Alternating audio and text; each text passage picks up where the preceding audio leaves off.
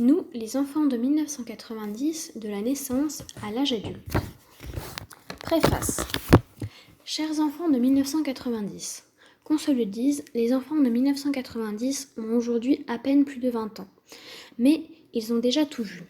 De la chute du mur de Berlin à la fin du communisme, de l'effondrement de l'URSS à la montée en puissance de l'extrême droite, de la fin du Minitel au début d'Internet, des attentats les plus meurtriers de l'histoire à l'avènement du téléphone portable, du remplacement du franc par l'euro à l'érosion de la cellule familiale, de la crise sociale à la crise économique en repassant par la crise financière, de la fin des PTT aux réseaux sociaux, de la télé-réalité à la victoire de la France en Coupe du Monde, d'émeutes urbaines sans précédent à la bulle Internet. N'en jetez plus. C'est assez pour un siècle en réalité. On ne ressort pas indemne d'une telle cacophonie, vécue qui plus est en direct et en boucle sur les chaînes info. Mais ainsi sont les enfants de 1990, nés avec l'idée que rien ne dure et que rien ne saurait durer éternellement. Ni l'amitié, ni l'amour, ni la gloire, ni le couple, ni la famille, ni la technologie, ni les usines, ni les hommes et les femmes politiques, ni les marques. Tout finit par être englouti, remplacé, reformaté, parfois sans raison apparente. Nous avons même des mots pour ça, forgés tout spécialement pour désigner cette obsolescence programmée et mise en scène. Low cost, zappé, storytelling, buzz, le raccourcissement du cycle de vie du produit est manifeste pour notre génération. À l'ère du développement durable, nous ne connaissons que le flux incessant de ce qu'on change, a changé ou changera. Un comble, mais nous ne sommes pas désabusés ou blasés par cette frénésie. Nous nous y ébrouons comme une bataille où les blessés se relèvent, s'adaptent, muent et se transforment. Alors vive les enfants du changement. 1990-1992, enfants du nouvel ordre international. Enfants d'un monde ouvert. Un des tubes de notre naissance le dit mieux que n'importe quel spécialiste des relations internationales. En 1990, Pauline Esther cartonne avec Le Monde est fou. C'est bien l'impression que donne cette incroyable accélération de l'histoire. Nous avons à peine le temps d'apprendre à marcher que déjà le communisme ne marche plus. En tombant le 9 novembre 1989, le mur de Berlin a en effet ouvert une brèche fatale dans le camp communiste. En quelques mois, c'est tout le vieux monde, figé par la guerre froide, qui se lézarde. L'URSS disparaît corps et âme en 1991. Ces pays satellites d'Europe centrale deviennent des démocraties. Les religions auparavant interdites ressurgissent. L'Allemagne se réunifie et le capitalisme s'impose comme unique modèle économique. Et tout cela sans le moindre coup de feu, ni la moindre effusion de sang. Le président américain George Bush parle même d'un nouvel ordre international, tandis que le premier McDonald's ouvre à Moscou. Le monde, aisément lisible, où s'affronter Est et Ouest, laisse place à un monde complexe et instable, qui finira par nous convenir. L'Europe nous paraîtra accueillante et ouverte. Les enfants de 1990 déchireront page à page les atlas de papa. Pour le moment, les surprises s'enchaînent.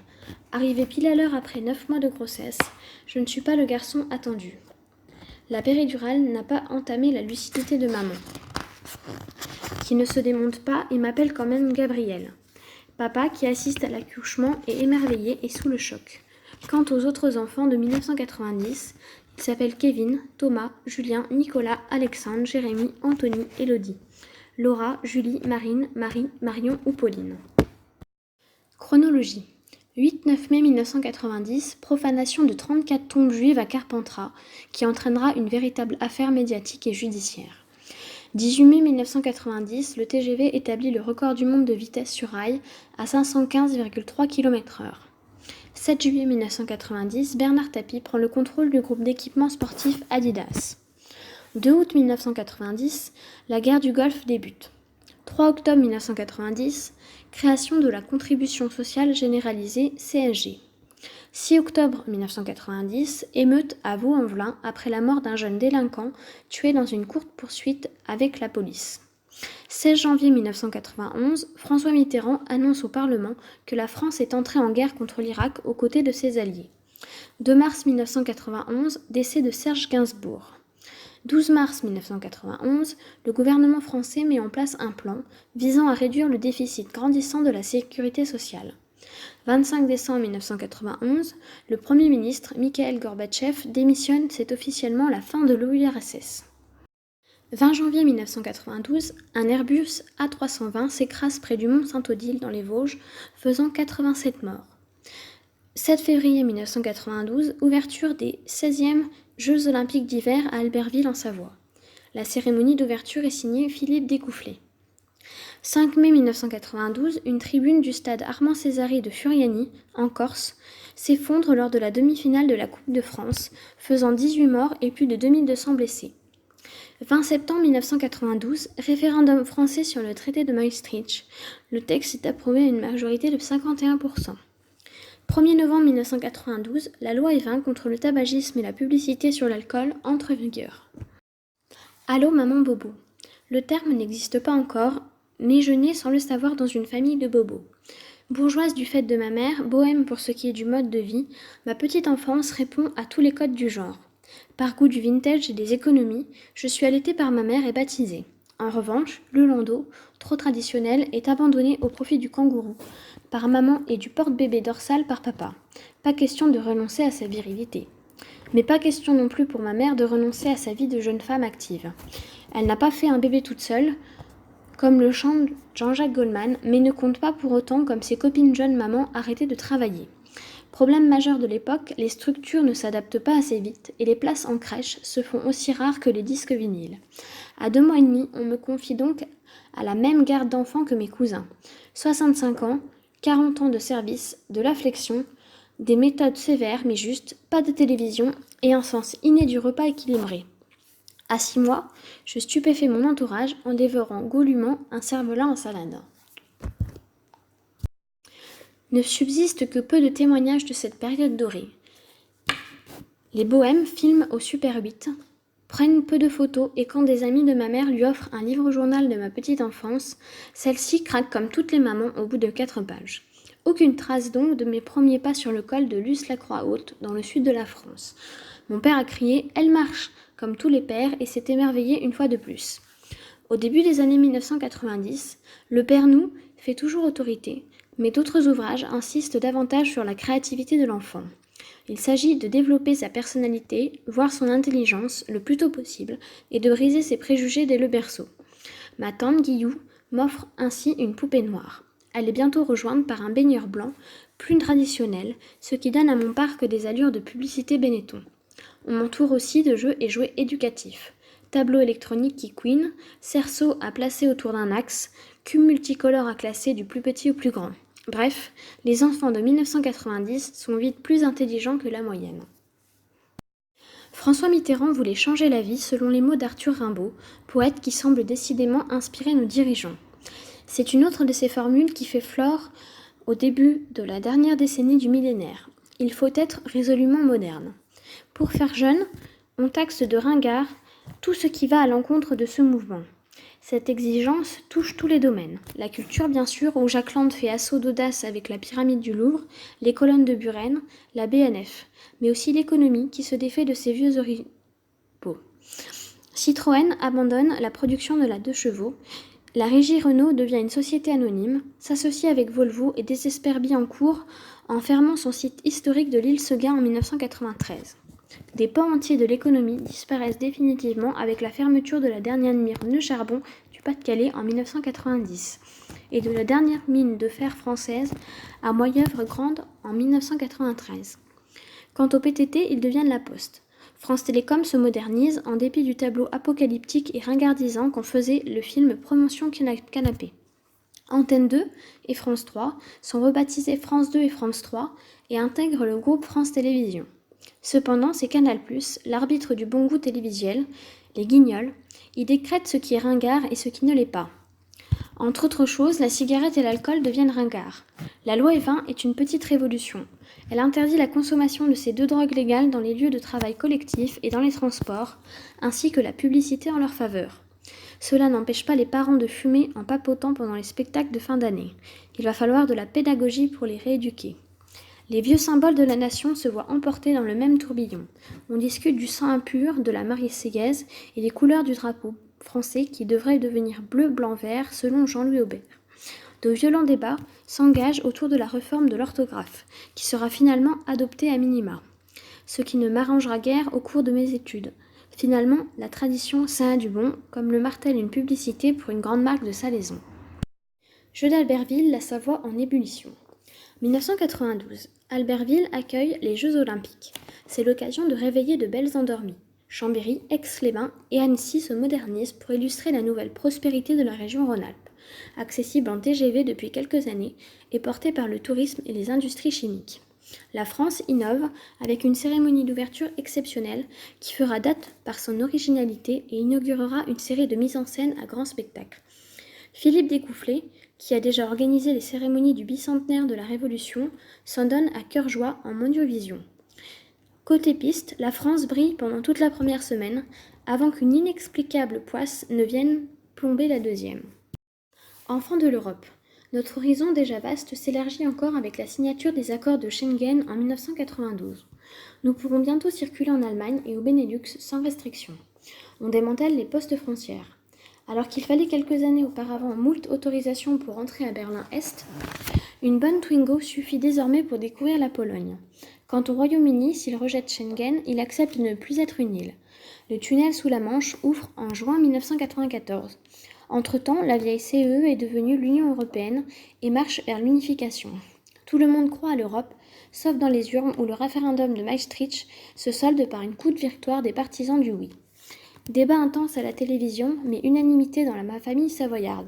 Fini les heures d'attente à la douane du Mont-Cenis, on me baladera à Suse ou à Turin en poussette bien plus facilement dans une Europe ouverte. L'Espagne devient une autre destination privilégiée pour les consommateurs français touchés par la crise. La galaxie AB Productions, un phénomène qui a déjà bouleversé la télévision américaine dans les années 1980, va toucher la France avec un effet retard qui en multipliera l'ampleur, le sitcom.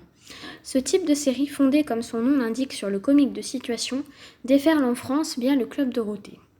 Comme on n'est jamais si bien servi que par soi-même, ce sont Jean-Luc Azoulay et Claude Berthat, les producteurs du dit club, qui écrivent et produisent ces sitcoms à la sauce française. La recette se révèle indigeste au possible. Les musclés sont les premiers demi-héros de cette période.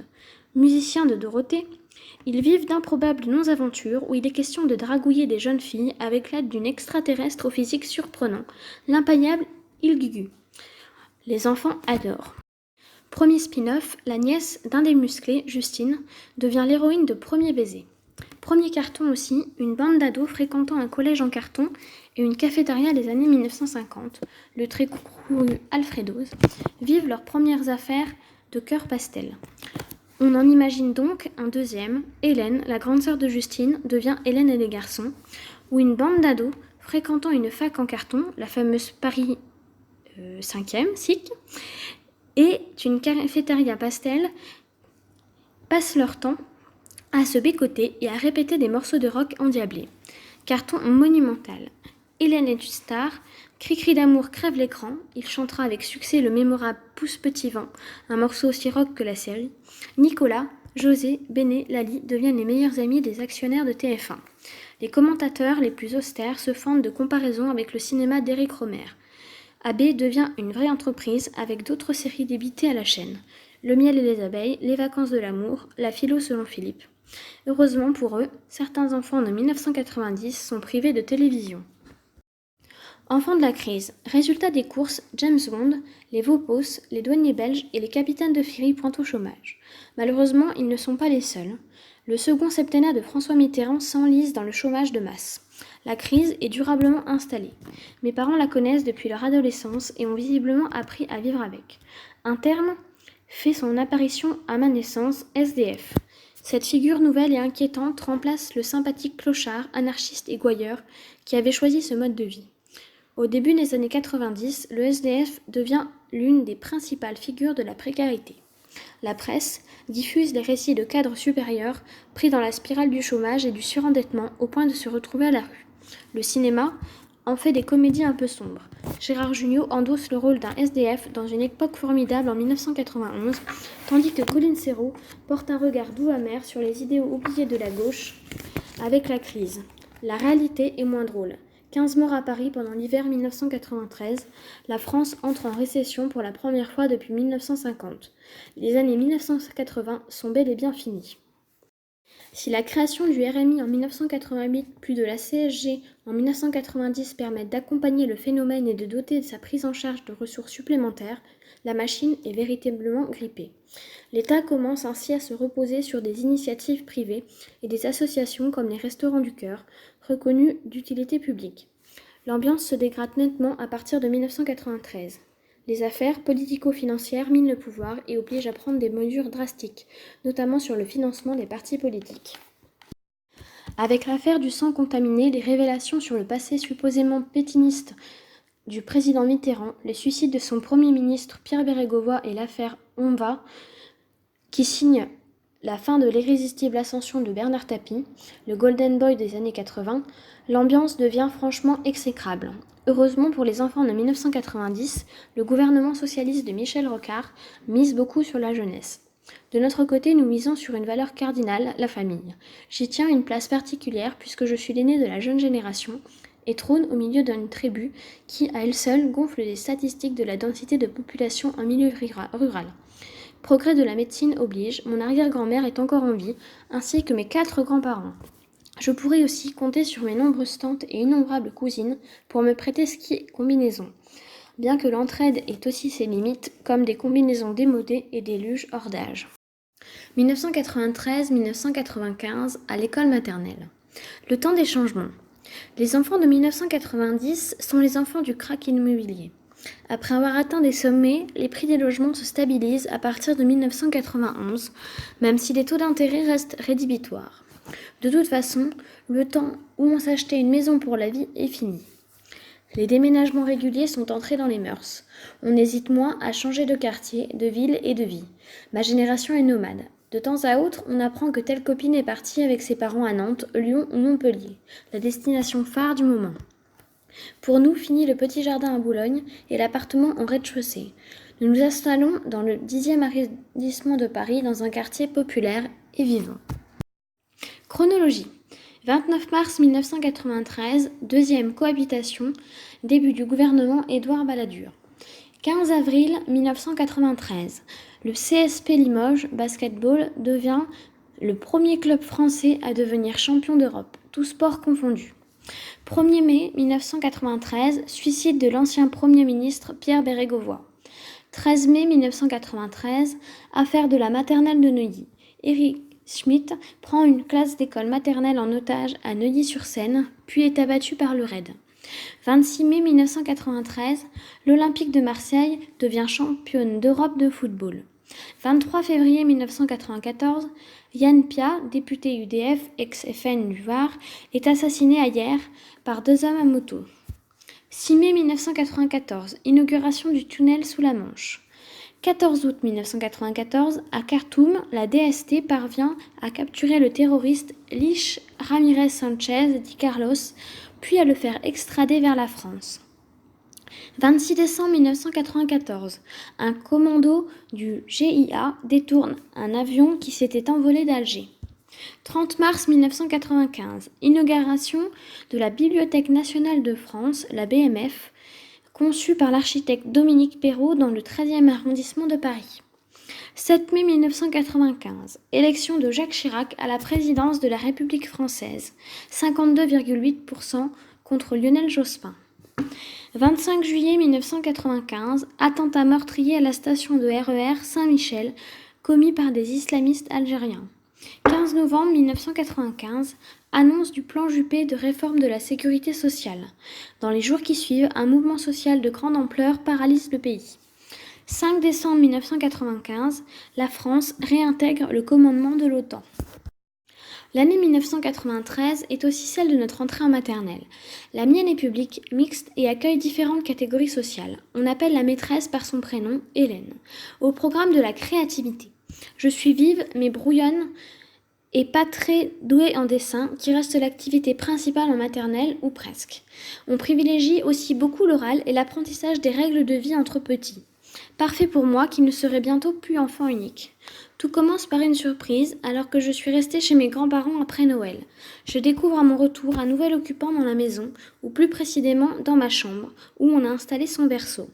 Comme dans les livres que ma mère dévore à l'époque, je fais des crises de jalousie. Je me colle à elle, je simule d'horribles douleurs qui nécessitent qu'on s'occupe de moi. Ça ne sert à rien, mais au moins j'attire l'attention. Heureusement, on s'intéresse alors à la psychologie de l'enfant et on est ouvert au dialogue. Du coup, quand mon deuxième petit frère arrive pour mes 5 ans, je suis rodée. Génial, mes parents travaillent.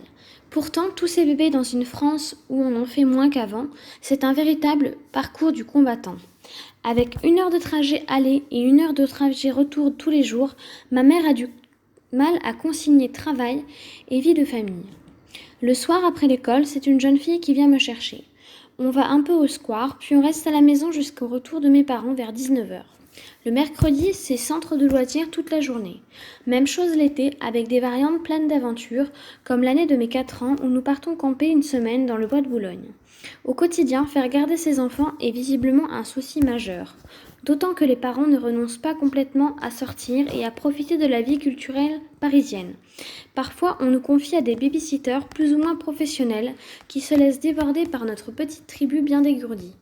Du reste, nous avons organisé entre voisins et voisines toute une organisation avec qui nous formons déjà une véritable bande organisée.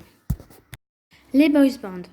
Le feu ça brûle et l'eau ça mouille. Tous les oiseaux volent dans le ciel. Les paroles de la parodie de Charlie Lulu, les deux sémillants animateurs du Dance Machine de M6, laissent peu de place au doute. Ce qui attire les millions de fans des boys bands au milieu des années 90, c'est moins la profondeur de leur message que la plastique parfaite de leur corps bodybuildé et la frénésie de chorégraphie rivalisant de punch. Des producteurs avisés flairent la tendance et créent de toutes pièces une ribambelle de groupes pour petites et grandes filles hystériques. La recette est simple. Prenez 3 ou 4 beaux gaillards, équilibrez le tout avec un blond, un brun, un métis, un musclé, un sensible et un sympa. Ajoutez boîte à rythme et refrain entêtant, enrobez le tout d'un clip mettant en valeur les jeunes messieurs, produisez, remixez, c'est prêt. Tels des plats préparés qu'on réchauffe au micro-ondes. Ces groupes pour filles se consomment sur place, rapidement, et sont oubliés aussi vite. En France, To Be Sweet, Alliage, Boyzone, Ozone, Take That, Worlds Apart ou les inénarrables J-Squad se taillent sur la part du lion. Seuls quelques-uns de leurs membres, comme Robbie Williams, comprennent qu'il faut sauter du train en marche et passer à autre chose. Les petites filles de 1990 grandissent elles aussi. Par ici les sorties. Heureusement, il reste les week-ends et leurs sorties.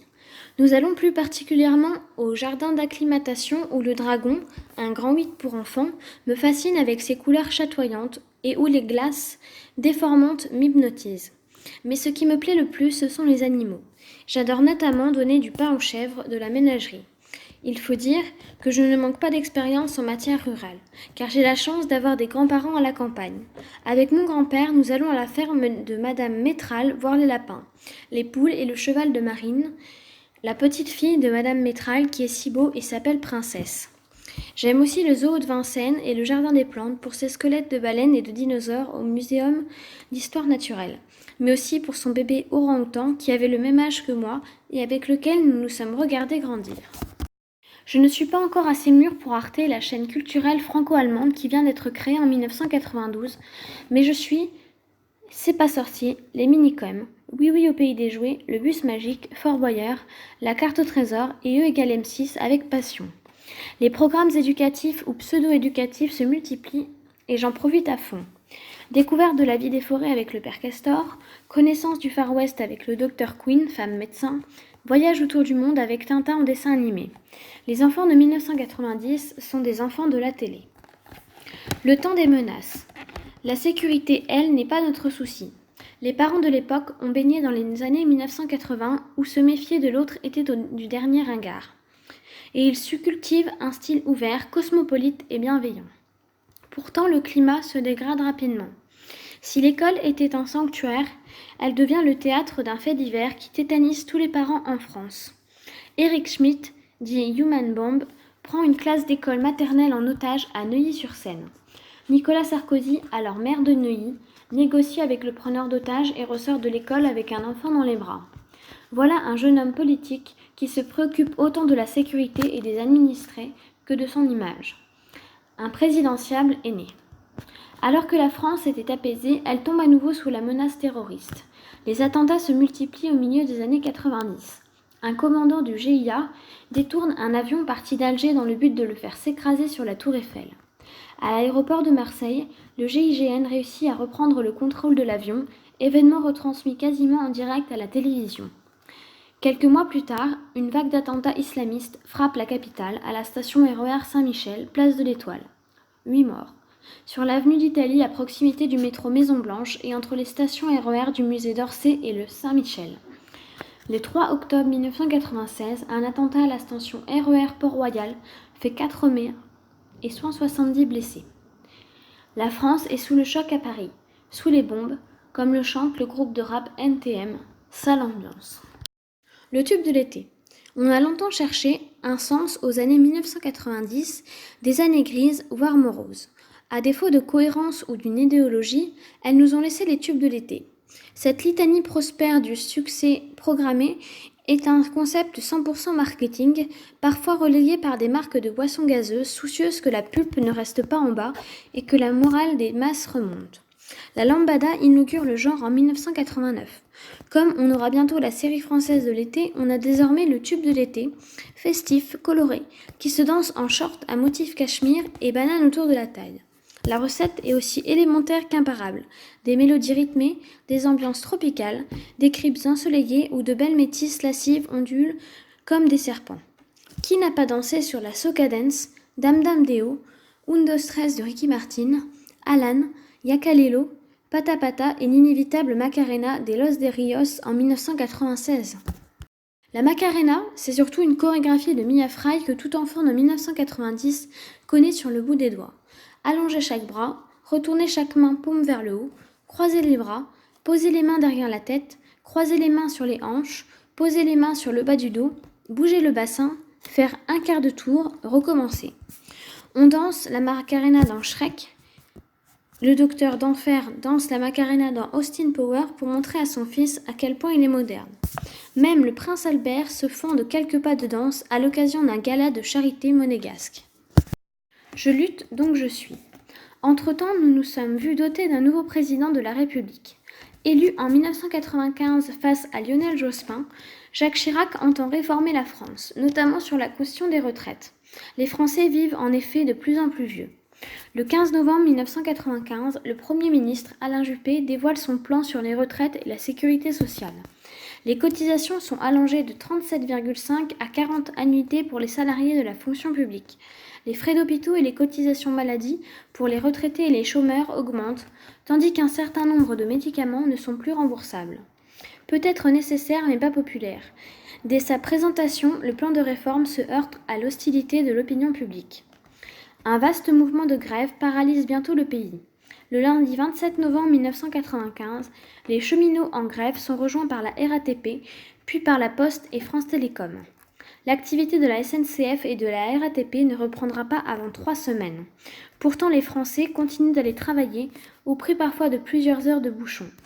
Le 12 décembre marque l'apogée du mouvement avec 2 millions de manifestants.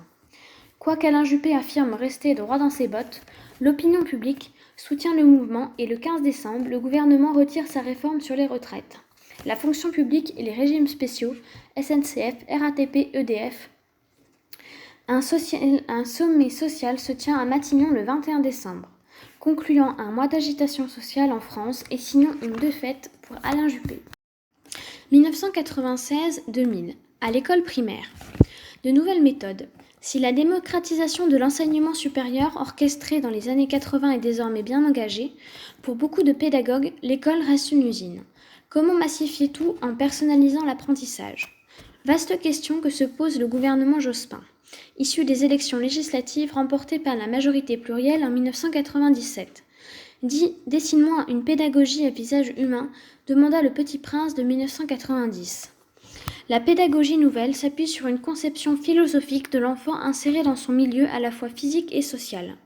Ces pratiques incluent une éducation morale globale et visent le développement de toutes les potentialités personnelles, intellectuelles, manuelles, affectives, artistiques, corporelles, etc.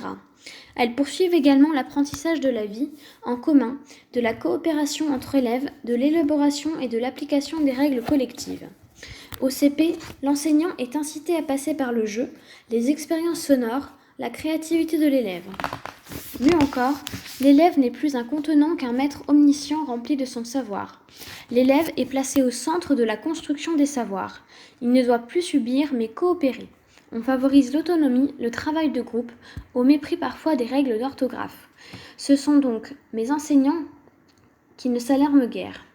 Je suis d'ailleurs studieuse, appliquée et bonne élève, sauf en dictée. Hormis quelques bavardages, mes parents signent sans souci mon bulletin, qui se présente sous la forme d'un livret en carton, dont la couleur vive varie selon la section. Rapidement, ils m'accordent leur confiance et ne vérifient carnet de correspondance et cahier de texte que pour la forme. Chronologie. 8 janvier 1996, décès de François Mitterrand. 18 mars 1996, occupation à Paris de l'église Saint-Ambroise par 300 Africains sans papier demandant leur régularisation. 19 septembre 1996, visite en France de Jean-Paul II à l'occasion de la célébration du 1500e anniversaire du baptême de Clovis. 10 mai 1997, le champion du monde d'échecs Garry Kasparov est battu par le superordinateur d'IBM nommé Deep Blue. 1er juin 1997, victoire de la gauche plurielle lors des élections législatives anticipées. Lionel Jospin devient Premier ministre. 31 août 1997, mort de Lady Di dans un accident de voiture à Paris. 8 novembre 1997, suspension de la conscription de France, remplacée par la JAPD, journée d'appel de préparation à la défense. 12 juillet 1998, la France bat le Brésil lors de la finale de la 16e Coupe du monde de football, 3-0. La France est championne du monde de football pour la première fois. 24 mars 1999, très grave incident dans le tunnel du Mont Blanc. 13 octobre 1999, après un an de débats et de manifestations, la gauche fait adopter son Pacte civil de solidarité, le PAX. 12 décembre 1999, le pétrolier Erika sombre au sud de la pointe bretonne et entraîne une catastrophe écologique majeure. 26 et 28 décembre 1999, les tempêtes Lothar et Martin causent d'importants dégâts, plus de 90 morts, 6 milliards de francs d'indemnités versées par les assurances, 1 million d'hectares de forêts ravagées.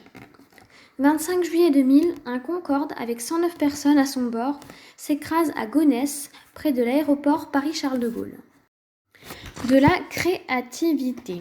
Pour les enfants de 1990, à l'école, on met avant tout l'accent sur la créativité. On apprend en jouant, on résout des problèmes concrets avec son imagination. On s'adonne à des travaux manuels et à des jeux de construction.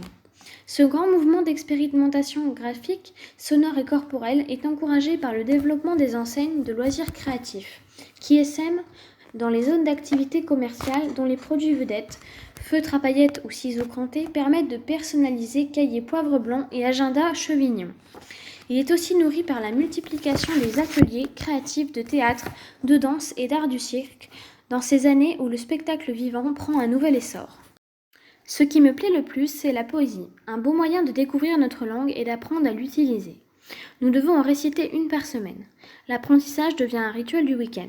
Je récite La fourmi de Robert Desnos, du Jacques Prévert, des fables de La Fontaine. Les enfants de 1990 ont confiance en eux et bravent sans souci le regard des autres, moi encore plus que les autres.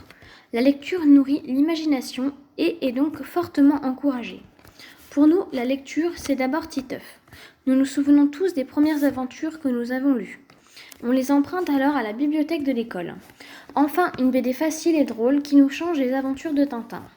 Titeuf répond aussi aux questions existentielles des pré-ados que nous sommes. Comment sortir avec quelqu'un? Comment embrasser avec la langue? Pourquoi nos parents sont-ils toujours sur notre dos? Must parmi les must, le guide du zizi sexuel est une sorte d'encyclopédie de la sexualité pour les jeunes. Je me souviens de mon oncle offrant ce guide à mon frère de 9 ans pour Noël. Ma grand-mère, offusquée, s'est empressée de le cacher. Titanic, le film culte. Rien ne prédestinait le film Titanic à entrer dans l'histoire du cinéma. Énième film catastrophe sur le sujet, cette production gigantesque aboutit à une fresque de 3h15 pour un budget de 200 millions de dollars. En outre, les critiques sont mitigées à la sortie et les professionnels de la profession, comme Robert Altman, ne se privent pas de dire qu'ils n'ont jamais vu pire film. Pourtant, l'impensable se produit. Le film enthousiasme le public. Le jeune Leonardo DiCaprio, c'est son premier grand rôle, crève littéralement l'écran. Partout dans le monde, le verdict est le même. Le film bat tous les records d'entrée aux États-Unis comme en Europe, y compris en France où la barre mythique des 20 millions de spectateurs est franchie. Le vieux record de la Grande Vadrouille est battu. Tous mes parents, oncles, tantes et grands-parents l'ont vu au moins une fois. Pourquoi un tel triomphe ? Les médias y vont de leur analyse. Premier film au succès mondialisé, le naufrage qui relate évoque de façon métaphorique un monde occidental prospère qu'une catastrophe pourrait ruiner. Il aborde aussi frontalement les rapports sociaux. Les plus riches sont sauvés du naufrage, tandis que les passagers de 3e classe sont enfermés à fond de cale pour faire passer le manque des canaux inaperçus. Et des jeux traditionnels. Heureusement pour nos aînés dépassés par la modernité ambiante dans laquelle nous nous ébattons avec plaisir, les jeux traditionnels refont surface. Qui aurait parié un copec dans les années 80 sur le comeback du jeu de construction en bois, des cerceaux et des trottinettes ?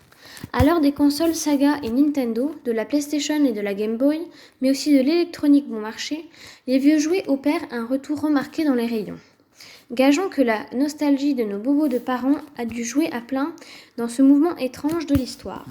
Toujours est-il qu'à l'orée du XXIe siècle, tout enfant de 1990 a réclamé une trottinette. Tout le monde doit en avoir une. Il y a les simples en métal et les luxe avec un socle en plastique coloré extrêmement solide. La mienne est orange. Pour les montrer à nos copains, on vient avec à l'école et on les accroche à la grille. C'est totalement interdit de les apporter en classe ou dans la cour de récré. Tout aussi inexplicable, la mode du hula hoop a déchaîné les passions à la fin des années 90. Nous nous serions damnés pour ces cerceaux au goût du jour, fluo, multicolores, sonores. Je me souviendrai toujours du jour où, à la sortie de l'école, j'ai aperçu ma mère qui m'attendait avec rien moins que le super cerceau argenté dernière génération, rempli d'eau pour une utilisation optimale et des performances de haut niveau. Harry Potter. Chaque génération d'intellectuels en aura fait le constat amer. Les jeunes ne disent plus. Ce phénomène inquiétant perdure d'ailleurs depuis si longtemps qu'il est étonnant qu'autant de livres continuent de se vendre. En réalité, chaque génération a son roman culte. Les enfants de 90 ont même droit à une saga. Le phénomène Harry Potter débarque en France en 1998. Le premier tome, Harry Potter à l'école des sorciers, raconte l'histoire d'un jeune garçon à lunettes qui intègre une école de sorciers où il apprend les rudiments de la magie. Rien de très excitant à première vue. Pourtant, le phénomène prendra aussitôt de l'ampleur. De nombreux jeunes déguisés et surexcités font déjà la queue devant les grandes enseignes de librairie le matin de l'apparition du livre. Certains sont de vrais fans qui s'habillent Harry Potter, se coiffent Harry Potter et intègrent le vocabulaire pottérien à leur propre langage. Même les moldus dévorent leurs différents tomes de cette saga au fur et à mesure de leur traduction. En attendant le tome suivant, les films Harry Potter nous tiennent en haleine et ouvrent grand la porte à d'autres sagas, anciennes ou nouvelles. Le Seigneur des Anneaux, Millennium, Twilight. Les comédies musicales. Le genre n'est pas nouveau, loin de là, mais il n'a jamais vraiment percé en France, pays de l'opérette. Certes, la génération de mes parents a eu droit à Starmania, mais la comédie musicale est tombée en désuétude depuis les années 80. Et ce n'est pas ce nouveau spectacle intitulé Notre-Dame de Paris qui va changer la donne, à moins que. Tout commence à la radio avec le trio formé par Daniel Lavoie, Garou et Patrick Fury qui vocalise sur Belle, une chanson dédiée à l'Esmeralda de Victor Hugo, jouée par Natacha Saint-Pierre et Hélène Ségara sur scène. Le duo Richard Cocciante-Luc Plamondon a frappé fort. Le temps des cathédrales passe en boucle à la radio et le spectacle est bientôt programmé au Palais des Congrès à Paris. Succès qui entraînera dans son sillage les 10 commandements avec Pascal Obispo, Roméo et Juliette et tant d'autres. Le flop de Cindy marquera un premier coup d'arrêt à ce genre qui reste une référence pour les années de 1990. Et des jeux traditionnels, ou presque. Avec de tels loisirs, on peut facilement annoncer à nos parents et grands-parents que nous jouons aussi aux cartes. Mais nous ne parlons ni de belote ni de bridge. Pour les années 1990, une carte c'est forcément Une carte Pokémon. Ces mystérieux petits animaux de poche, Pokémon vient de Pocket Monster, aux pouvoirs étonnants constituent un bestiaire amical et affectueux, où la jeune souris électrique Pikachu tient la vedette. Figurines, peluches, dessins animés, jeux, t-shirts, chaussettes, slips, tout est repeint aux couleurs des Bulbizarre, Salamèche et autres carapuces. Mais ce sont surtout les cartes Pokémon qui déclenchent l'hystérie. Tout le monde a son deck de cartes, garçons et filles. On dépense des fortunes à la Fnac ou chez Virgin pour en acheter de nouvelles qu'on peut toujours échanger quand on les a en double. On apprend les rudes règles de la négociation, du business et de l'arnaque. Qui sait si ce ne sont pas les nombreuses injustices dont j'ai été témoin qui m'ont donné l'envie à l'époque de devenir commissaire. À moins que Navarro, Julie Lescaut et Alice Nevers n'aient une responsabilité dans cette vocation précoce. Et 1, et 2, et 3, 0.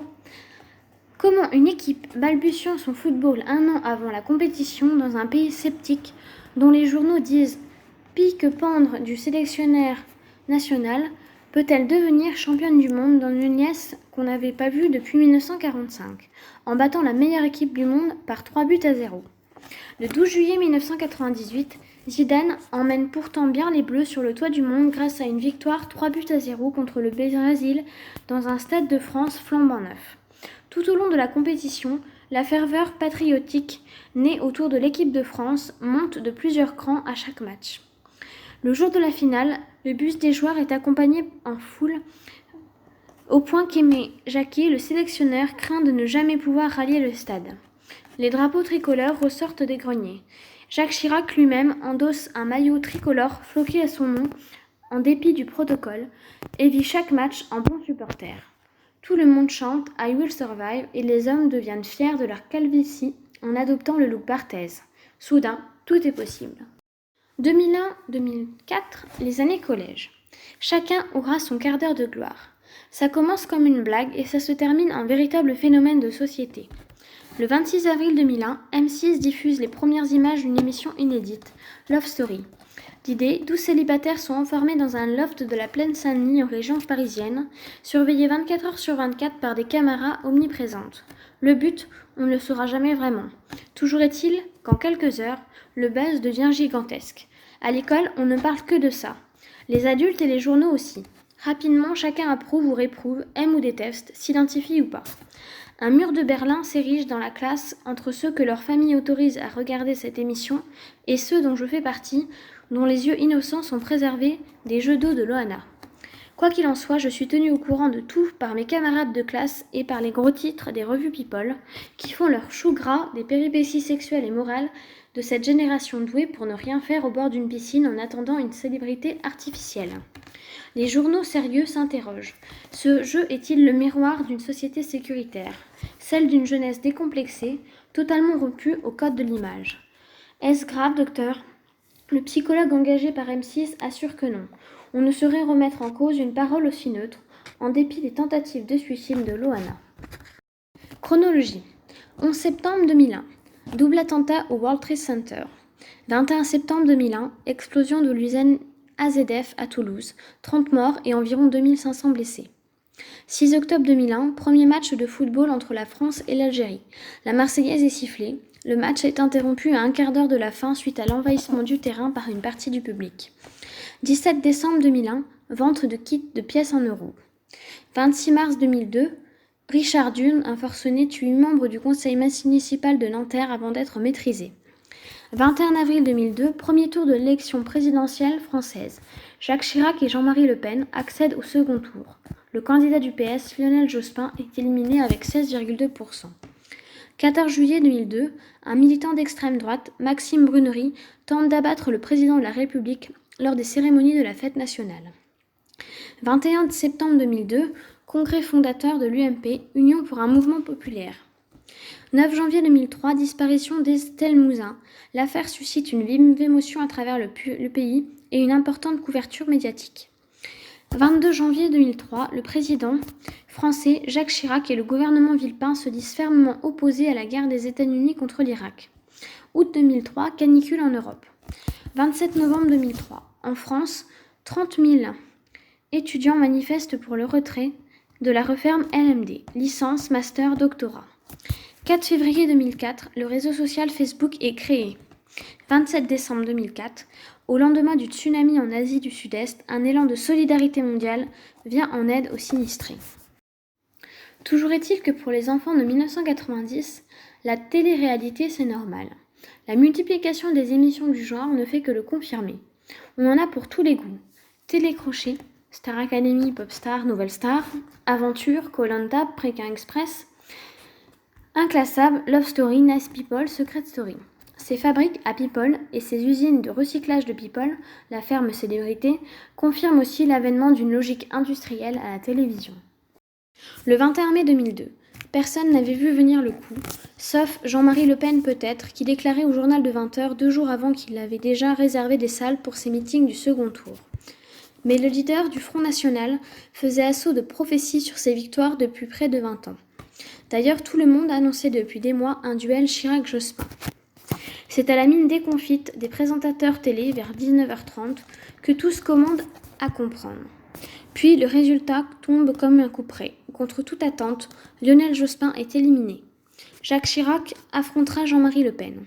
Tous les adultes se mettent à hurler « inimaginable »,« catastrophique »,« horrible ».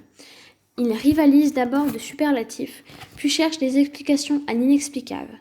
Les vacances parisiennes qui ont tenu une partie des Français loin des urnes, l'euro, le 11 septembre, les faits divers grossis par la télévision, la météo, tout y passe. Mais le mot de la fin reste. Il faut absolument voter pour Chirac au second tour. Des manifestations monstres sont organisées entre les deux tours. Jacques Chirac refuse même le débat traditionnel contre son adversaire, qui tient parfaitement son rôle de méchant. Chirac l'emportera finalement avec 82% des suffrages. Radio Trash. Petite, j'utilisais le Walkman à cassette de mon père pour écouter innocemment et en boucle une vieille cassette de Jodassin, ainsi que des histoires enregistrées, comme celle de Charlie et la chocolaterie et les fameux tickets d'or. En 2001, changement de camp. On m'offre ma première chaîne hi-fi avec le single d'Alizé, Moi Lolita, grand tube de l'époque. C'est le temps des premières booms. Ozone, Kyo, Eiffel 65, Daddy DJ, La SketchUp, Carpaccio, Yannick, Laurie, Mano. J'écoute aussi du rap. Il faut dire que le genre s'est considérablement répandu avec NTM, Sniper, Booba, Rof, This Is La Peste ou MC Solar. Les paroles sont crues et abordent des problèmes de notre génération. La radio s'empare aussi de notre mal-être d'adolescent. Le soir, c'est Fun Radio, Skyrock ou Énergie. Les animateurs appellent un chat un chat. Certains aiment Max et ses délires nocturnes plus ou moins contrôlés. D'autres préfèrent le morning de Michael Youn et son humour déjanté. D'autres encore, comme moi, sont les inconditionnels des filles du Move, qui ont toujours de bons conseils à donner sur les problèmes qu'on rencontre à l'adolescence. Le choc des civilisations. Mais les filles du Move n'ont pas de solution à tout, et surtout pas au terrorisme international qui frappe de plein fouet les États-Unis le 11 septembre 2001. Mon emploi du temps du collège me laisse alors libre le mardi après-midi. Je suis chez moi avec ma mère quand une de ses amies qui n'a pas la télé et dont le mari est en voyage à New York appelle affolée. Il y a de quoi. Elle a entendu parler d'attentats, d'avions, on ne comprend pas bien. Maman se précipite pour allumer la télévision et décrit ce qu'elle voit en direct. Deux tours en feu, des gens horrifiés qui courent. La panique. La même image passe en boucle sur les chaînes d'information. 2 avions s'écrasent sur les Twin Towers de New York. C'est la première fois que je vois un attentat, la première fois que j'entends parler d'Al-Qaïda, la première fois que le mot terrorisme prend vraiment sens à mes yeux. Nous venons d'entrer dans ce qu'on a appelé le choc des civilisations. S'ensuit un renforcement du plan Vigipirate, une augmentation des fausses alertes à la bombe et des colis suspects. Le vendredi suivant, une minute de silence est même organisée au collège, comme dans tous les collèges de France. Quelques mois plus tard, Madrid et Londres sont frappés à leur tour. Tout le monde pense à l'époque que la mondialisation n'a quasiment que des aspects positifs. Nous venons d'apprendre que la libre circulation des hommes et Internet peuvent nous apporter le pire. La révolution du téléphone portable. Comme toute révolution, celle-ci commence par une époque glorieuse, celle du bebop. Au début des années 90, ce premier téléphone portable français permet d'appeler ses amis, à condition de se trouver près d'une borne signalée par un autocollant bleu-blanc-vert, à condition aussi d'investir 1890 francs, soit 288 €, dans l'achat du téléphone, puis de payer un abonnement mensuel de 54,50 francs par mois, soit 8,31 € et des communications à 83 centimes de francs la minute, soit 0,13 €. En ces temps glorieux, la concurrence faisait pourtant déjà rage. Rapidement, les téléphones mobiles, dits portables ou cellulaires, se développent, notamment le Nokia 3310 avec son formidable jeu Snake. Un long serpent formé de gros pixels mange des fruits en forme de pastilles et s'allonge d'autant. On le dirige avec les touches du portable en évitant que la bestiole ne touche les murs ou ne se touche elle-même. Le suspense est aussi insoutenable que lors d'une partie de Tetris ou de casse-briques. À l'adolescence, ce moyen de communication est déjà un must-have. Il permet de prévenir les parents en cas de problème, voilà pour la caution, mais surtout de s'envoyer des SMS entre amis, voilà pour la réalité. Car si le portable offre la possibilité de téléphonie, il permet surtout de s'envoyer ces courts messages qu'aucun adulte ne comprend à la base de MDR, t'inquiète, TFK tu fais quoi, TG, VDM. L'imitation du nombre de caractères oblige, toutes les abréviations et les innovations sont permises dans ce Short Message System que nous adoptons avec délice. À la stupéfaction de nos professeurs qui retrouvent ces expressions ineptes dans nos copies. PTDR. Culture geek. Au commencement était le Minitel. Les enfants de 1990 ont presque tous connu ce cube étrange sur lequel les grands tapotaient de temps à autre en se donnant des airs de ministres quand ils arrivaient à réserver un billet de train. Puis vint Internet et la lumière fut. Enfin, le crachouillis du modem 56K fut un long plantement modulé signalant que l'ordinateur familial se connectait au World Wide Web. Une véritable révolution dans les foyers. L'ordinateur lui-même a subi une cure de jouvence. Au tournant de l'an 2000, il se présente avec un lecteur de disquette, mais aussi un lecteur de DVD. Comble de modernisme, certains disposent d'une webcam qui permet de montrer sa tête à son interlocuteur. Combien coûte cet engin de la taille d'un réfrigérateur ? Environ 10 000 francs. Encore faut-il être client d'un fournisseur d'accès pour être connecté au monde. Les premières offres sont limitées, avec des forfaits comprenant 20 ou 40 heures par mois. Résultat, on s'espionne en famille et on chronomètre l'utilisation du précieux réseau pour éviter les déplacements. D'autant que les connexions sont fragiles et le débit faible. Il faut plusieurs minutes pour télécharger quelques secondes en vidéo. En attendant le haut débit, on utilise Caramel, MSN, Hotmail, Google déjà, puis les Skyblog et MySpace pour communiquer. En 2004, avec le début des offres Triple Play, Internet devient illimité. La révolution est en marche. La figure du geek, ce passionné d'informatique boutonneux et si possible à lunettes, a longtemps été procardée dans les séries et au collège. Un informaticien, ça n'a rien de sexy, sauf qu'avec les FAI, la RAM, la FTTH, la DSL et autres hotlines, le geek devient furieusement tendance. Capable de comprendre des messages d'erreur, de se faufiler dans les panneaux de configuration, d'activer des ports ou d'extraire des zips, c'est un héros du XXIe siècle. Il fait figure d'aventurier. Pour lui, tout problème se balaye d'un haussement d'épaule et d'un clic de souris. Sa phrase préférée : si tu avais installé des logiciels libres, tu n'aurais pas eu ce genre de problème. Le geek est l'ami indispensable des années de 1990. C'est l'heure de changer la monnaie. Noir Désir le chante avec rage et dépit, mais pour ma génération, le passage à l'euro n'a jamais été qu'une opération technique consciencieusement travaillée en classe. 1 euro est égal à 6,55 957 francs. C'est toujours gravé dans ma tête. La maîtresse nous l'a fait répéter et re-répéter jusqu'à ce que l'on sache par cœur. Dieu sait pourquoi, il était alors important de manifester sa connaissance du 5e chiffre après la virgule. Ce changement de monnaie a bouleversé les adultes. J'entendais souvent mes parents parler de l'augmentation effarante des prix depuis le passage à l'euro, du fait que les commerçants en profitaient. Longtemps, mes parents ont continué à convertir l'euro en francs, notamment pour les grosses sommes. Quant à mes grands-parents, ils le convertissaient même en anciens francs, ce qui m'amusait beaucoup.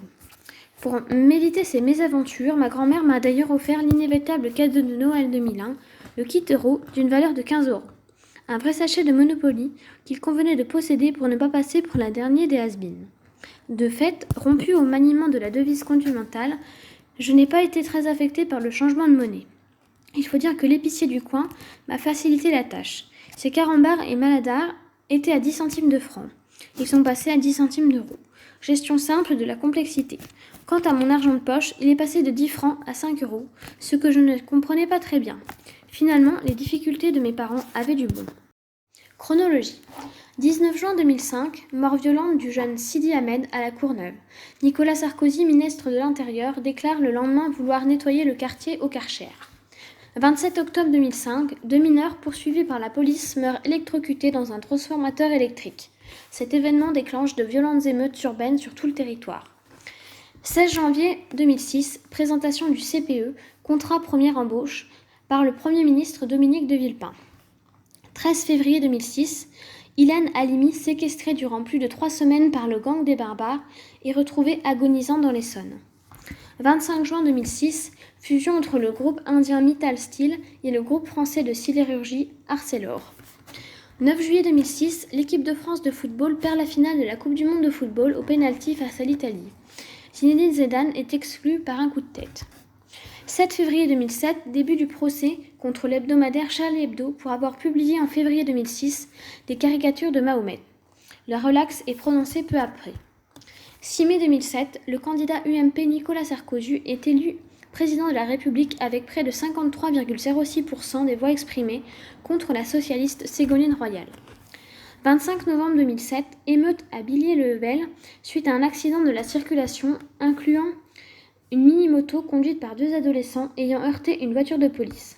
69 blessés sont à déplorer et ce sont des policiers. 12 mars 2008, mort de Lazare Ponticelli, dernier poilu encore en vie. Novembre 2008, une série d'actes de sabotage sont relevés sur le réseau SNCF dans diverses régions de France. L'enquête aboutit à l'arrestation de Julien Coupat, membre de la mouvance anarcho-autonome. Ne craignant plus la moindre autorité, les enfants de 1990 abusent ainsi réellement de cette liberté pour laquelle les générations précédentes se sont battues. D'autres expriment ce nihilisme ambiant par une danse étrange et sans lendemain, la tectonique, étrange mélange de rien et de pas grand-chose. Sécher les cours est cool, fumer aussi. Cela rend notre petite bande populaire, ce qui est bien l'effet recherché. On traîne dans le parc en face du lycée.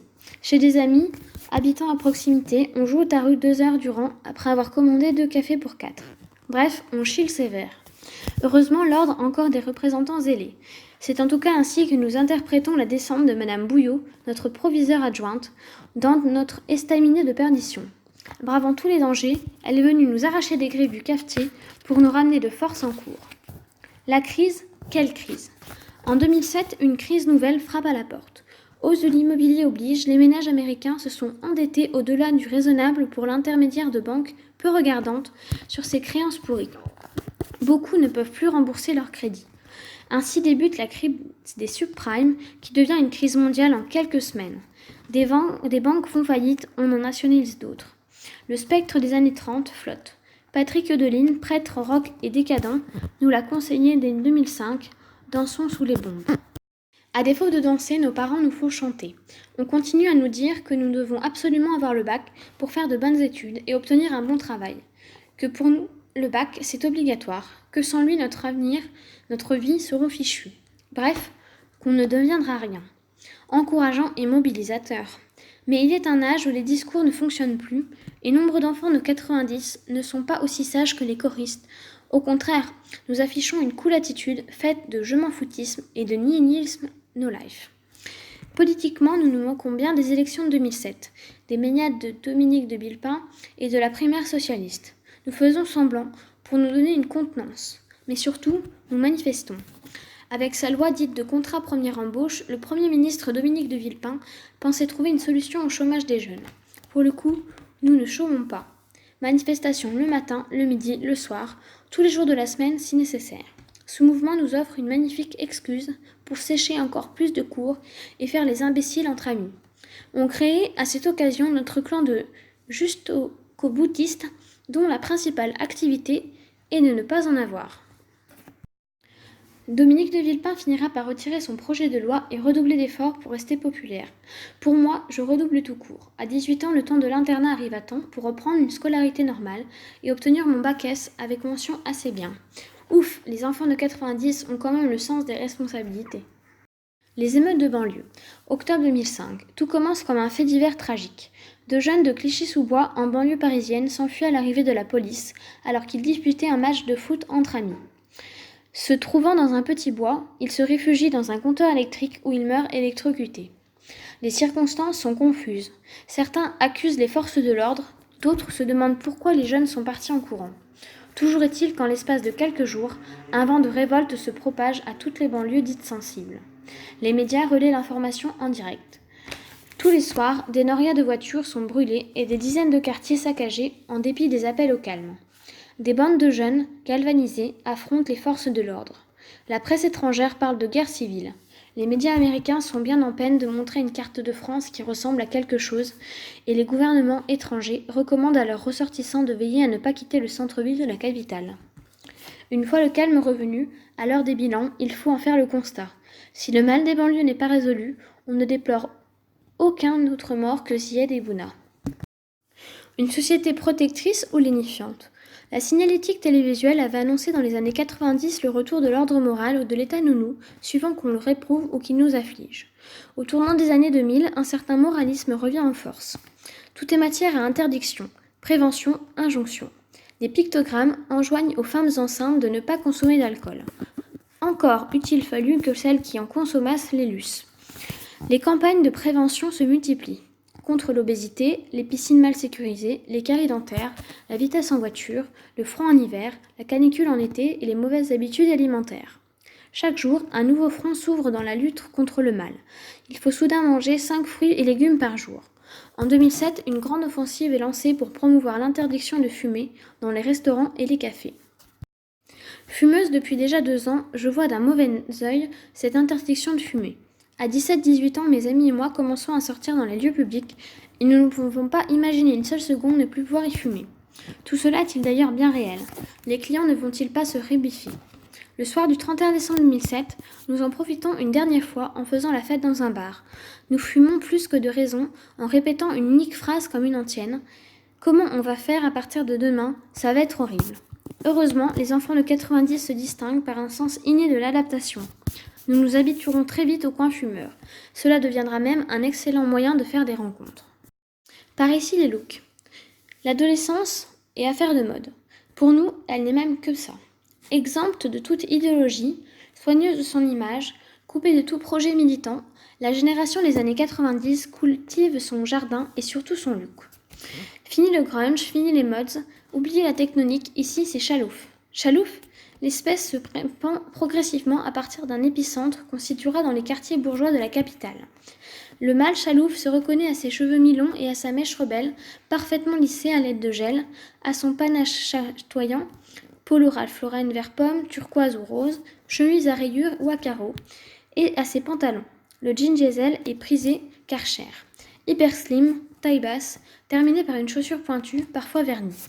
Les plus rebelles du genre portent des converses qu'ils ont préalablement déchirées pour faire canaille. La femelle est appelée Tchalala et préfère les pois et les dentelles fines aux rayures. Elle se déplace en banc de Tchalala avec serre-tête énorme et brushing impeccable. Elle porte un pantalon slim taille basse blanc, rouge ou noir et pull à col en V Miss 60 avec accessoires indispensables, des lunettes de soleil Chanel et fait une moue méprisante pour dire « je kiffe grave ». Sur son dernier Nokia, rapportait des Stays par Papa Châle ou Maman Châle. Pour l'intégrité de leur espèce, les châles considèrent avec dédain le reste de l'humanité, et notamment les skaters, dont le look et le goût pour le rock, en particulier le métal, sont une verrue sur leur conception du monde. Le bling-bling. En Quartz Urban Dictionary, ce terme proviendrait de l'argot jamaïcain, mais c'est le titre éponyme de BG, un rappeur de la Nouvelle-Orléans membre des Cash Money Millionnaires, avec Lil Wayne, Juvenile, Turk and Burden, qui donne ses lettres de noblesse à l'expression. Cette onomatopée fait explicitement référence au bruit des chaînes en or dont les rappeurs aiment à se parer pour signifier leur aisance matérielle outrancière. Elle fait florès chez les rappeurs de la vague Dirty South, dont le style de vie est conforme à l'expression. Ils arborent des chaînes en or autour du cou, des montres et des bagues serties de diamants, voire des grilles qui recouvrent leurs dents. Non rapidement, l'expression sort du milieu du rap et commence à désigner un mode de vie tapageur, pour ne pas dire décomplexé. Nicolas Sarkozy, nouveau président de la République, en fait volance, un marqueur de son début de quinquennat. Lunettes et montres de marque, dîner au Fouquet's pour célébrer sa victoire, vacances sur le yacht de Vincent Bolloré et ministre d'État en robe de grand couturier dans Paris Match. Jack Séguéla résume d'une formule lapidaire l'exigence philosophique et morale de la droite bling-bling. Si on n'a pas de Rolex à 50 ans, on a raté sa vie. Si la crise passe par là en 2008 et pousse à plus de modestie, les Français ne digèrent pas cet épisode. En 2012, François Hollande axera ainsi sa campagne sur l'idée d'une présidence normale, en rupture avec ce style ostentatoire. Le renouveau des séries. Les séries s'étaient enfermées dans la loi du sitcom et du politiquement correct, au point de tuer le genre, ou presque. Aux États-Unis, une chaîne, HBO, joue la carte du renouveau et produit au tournant des années 2000 une nouvelle série qui passe pour trash et cash, Sex and the City. Ces tribulations de 4 New-Yorkaises en quête d'amour, d'un soir ou d'une vie ouvrent une brèche dans l'écriture des séries. On peut tout dire, mettre en scène les passades, l'immoralité. Les séries se doivent donc de ne plus être gnangnan et de montrer le réel. Six Feet Under raconte le quotidien d'une famille à la tête d'une société de pompes funèbres. Dr House met en scène un médecin misanthrope aux méthodes plus conventionnelles. Les Sopranos nous plongent dans l'univers d'une famille massieuse. Mais la comédie n'est jamais loin. Desperate Housewife raconte la vie d'épouses désespérées vivant dans une banlieue américaine, véritable stéréotype des quartiers résidentiels WASP de la middle class. Nip Tuck est un satire au vitriol du monde, de la chirurgie esthétique et d'une société malade du paraître. Californication met en scène le très lisse David Duchovny de X-Files dans un rôle d'écrivain autodestructeur et pris à pic. Dexter nous présente un expert en médecine légale qui, la nuit, devient tueur en série de criminels ayant échappé au système judiciaire. On est loin de la petite maison dans la prairie, mais le public plébiscite ces séries qui envahissent les écrans depuis le milieu des années 2000 et dont le succès encore aujourd'hui ne semble pas se démentir. T'es trop VIP. Philippe Catherine en a fait un hymne et les sociologues une réflexion plus générale sur l'évolution de la société. Les années 2000 imposent quoi qu'il en soit au moins une réalité. Les people remplacent les stars. Qui sont les people ? Tous ceux qui sont quelqu'un. Stars de cinéma, vedettes du petit écran, chanteurs, cuisiniers de renom, auteurs célèbres, hommes politiques en vue. Candidats de la télé-réalité, tous sont des people dont les médias racontent l'histoire. Leur statut les place au-dessus de la mêlée des anonymes. Leur capacité à faire parler d'eux, sans rien produire, à monnayer leur image auprès des marques dont ils deviennent les porte-drapeaux, et leur capacité à nouer des liens ambigus avec la presse people les y maintient. Paris Hilton, riche héritière des Lurie, est connue pour ses frasques et ses sextapes, mais personne ne saurait dire ce qu'elle fait de ses journées, à part les boutiques. Idem de Kim Kardashian ou de l'inénarrable Michael Vendetta. On sait vaguement que ce sont des jet-setters jet-lagués qui vont de before en after à Ibiza ou ailleurs, rien de plus. Les people envahissent les pages des magazines people qui se multiplient dans les années 2000. Ces hebdomadaires volontiers trash sont relayés par Internet et sa nuée de blogs et de forums. Le tout est de faire le buzz. La réussite ne se mesure plus en termes de disques vendus ou de places au box-office, mais de vues sur YouTube ou de likes sur les réseaux sociaux. À notre petite échelle, nous connaissons ce phénomène. Adeptes d'Internet, nous mettons des photos sur nos MySpace et attendons les coms des copines et des copains. Et si pour le moment nous montrons notre vie, bientôt, nous commencerons à la vivre.